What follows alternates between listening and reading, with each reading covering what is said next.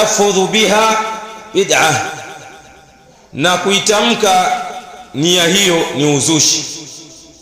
Jambo hilo Bwana Mtume sallallahu alayhi wasallam hajalifanya.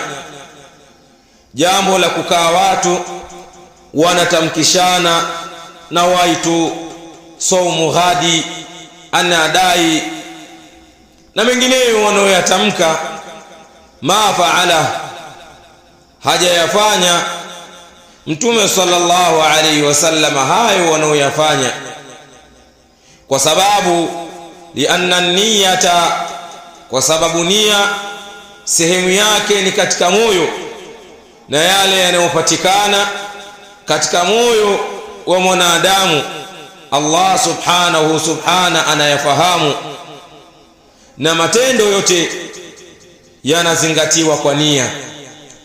Nia yako ikoje?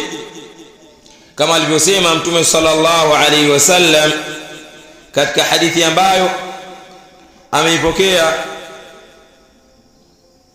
Amirul Mu'minin Umar ibn al-Khattab radiyallahu ta'ala anhu, Mtume sallallahu alayhi wasallam anasema innamal a'malu binniyat, hakika si vinginevyo matendo huzingatiwa nia.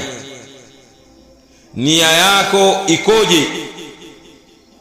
Innamal a'malu binniyati, hakika si vinginevyo matendo yanazingatiwa nia.